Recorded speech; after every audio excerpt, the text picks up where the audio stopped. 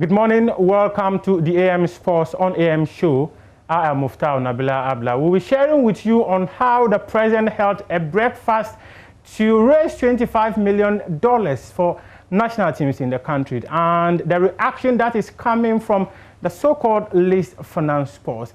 Ghana's preparation when it comes to the Tokyo Olympic Games. How are they going to fund that as well? And finally, the bigger story coming in this morning is that there's a petition to have Herbert Mensah removed as president of the Ghana Rugby Union. But first, let's start with government's decision to engage corporate institutions to raise $25 million for national teams. You've heard it right, it's national teams.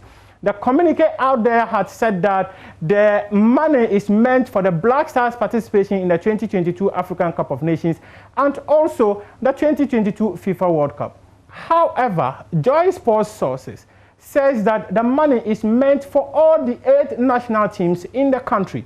The Ministry of Youth and Sports had come up with an idea that the football in the country takes a chunk of their budget, and that they needed corporate institutions to adopt the various national teams for their funding.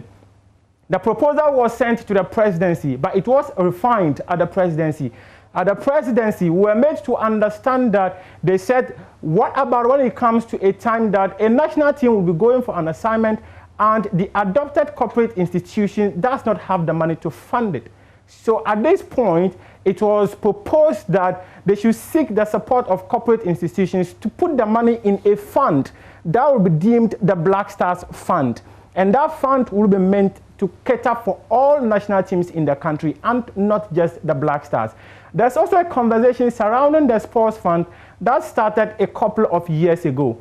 The intent is that this Black Stars Fund, which is now being described as a fund meant for all national teams, will ensure that the national teams in the country are fully catered for so that the ministry budget can also cater for the so-called least financed sports.